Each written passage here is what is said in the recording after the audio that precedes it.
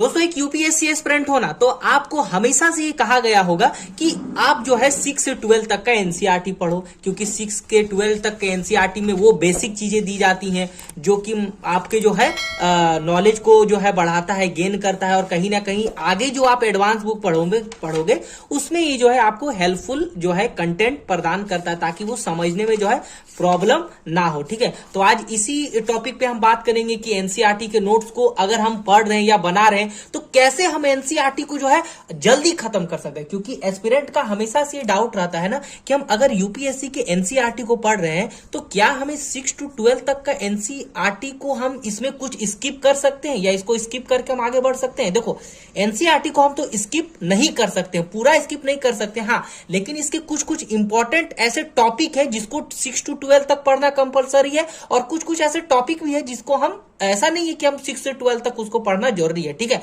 क्योंकि यहां पर बात आ जाती है हमको जल्दी खत्म करना है। ठीक है, जल्दबाजी नहीं, लेकिन अगर किसी के पास कम समय है तो वो कैसे एनसीईआरटी को जल्दी खत्म करेंगे, तो ये वीडियो उनके लिए बहुत इंपॉर्टेंट होने वाली है। इसीलिए चैनल पर नहीं है तो चैनल को सब्सक्राइब करके आप बेल आइकन को जरूर प्रेस कर लेना, क्योंकि हेल्पफुल वीडियो आपके लिए यूपीएससी लेकर के आते रहते हैं। देखो, एक होता है हमारा हिस्ट्री और एक होता है हमारा ज्योग्राफी, है ना।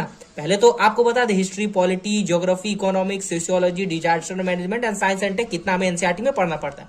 उसमें भी अगर हम बात करें जो कंपलसरी है हमारा 6 से 12 तक का जो हमको पढ़ना है वो हमारा होता है आपका हिस्ट्री और ज्योग्राफी। क्योंकि देखो, ये हिस्ट्री और ज्योग्राफी, देखो आप देख लो, ज्योग्राफी में क्लास 6 से ही जो है बहुत अच्छे अच्छे टॉपिक स्टार्ट हो जाते हैं। जैसे कि देखो, क्लास 6 का जो 5 में जो प्रमुख परिमंडल दिया हुआ है, संरचना, भूगर्भिक संरचना दिया रहता है। इसके जो महासागरीय हो गया, महाद्वीप हो गया, सागर हो गया, उसका विस्तार अच्छे से आपको ये दिया होता है। जैसे यहाँ पर मैंने इसका नोट्स बनाया था, देखो कितना इंपॉर्टेंट टॉपिक 6 से ही जो है ज्योग्राफी में जो है देखो स्टार्ट हो जाता है। जैसे कि देखो, ये देखो पर्वत, पठार, नदियों का निर्माण हो गया। यहाँ पर देखो जो है अलग अलग पर्वतों का वलित पर्वत हो गया, ज्वालामुखी पर्वत हो गया, ऐसे हो गया, है ना। तो आप जो है क्या करो, ज्योग्राफी को तो 6 से 12 तक पढ़ना ही। ऐसे ही आपको हिस्ट्री में भी पढ़ना है, क्योंकि हिस्ट्री में भी जो है इंडस वैली सिविलाइजेशन, वैदिक युग जो है स्टार्ट हो जाता है 7, 8 मतलब 6 से, और 7 से तो आई थिंक आपका इंडस वैली स्टार्ट हो जाता है। तो और यहाँ पर जो है आपका मॉडर्न भी स्टार्ट हो जाता है कम टाइम में, तो इसको भी पढ़ना हमारे लिए जरूरी होता है। अब बात रहा कि किसको जो है स्किप करेंगे, तो देखिए यहाँ पर देखो इंपॉर्टेंट होने वाली है, यहाँ से ये देखो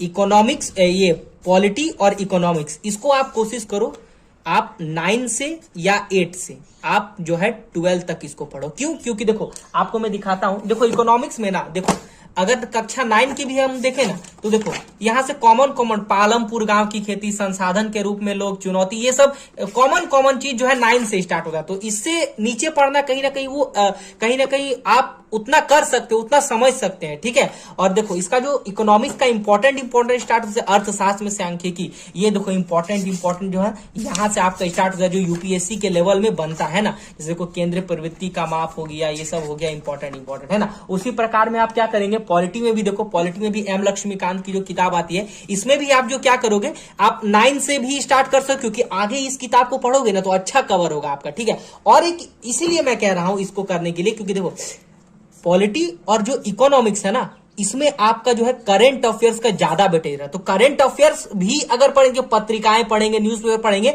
तो इकोनॉमिक्स और पॉलिटी तो पूरा करंट अफेयर्स ही है, तो उसमें भी करंट अफेयर्स को जोड़ के पढ़ेंगे तो ये उसमें भी हेल्प करेगा। तो ये एक तो इसमें हेल्प कर देगा, करंट अफेयर भी तो अच्छा रहता है। बाकी हम sociology, disaster management, science and tech, देखो साइंस का मैं कहता हूं कि आप 8 से 9 से आप 10 तक का साइंस पढ़ो, आपके लिए सफिशियंट है। आप इसके लिए एडवांस कोई बुक भी ले सकते हो, जो 10th लेवल का साइंस है उससे भी हो जाएगा।